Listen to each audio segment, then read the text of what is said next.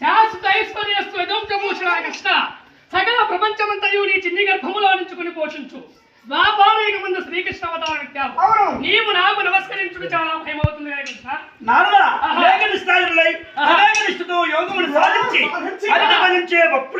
భక్తుడు మీరు భక్తుడే గాని భగవంతుడు కాదయ్యా అంటున్నాను. కృష్ణ నీ భగవంతుడు కాదా? అవును. నీ తెలుగుతున్నాను మేము అట్టిదే ఉడము నీవు అట్టిదే ఉడము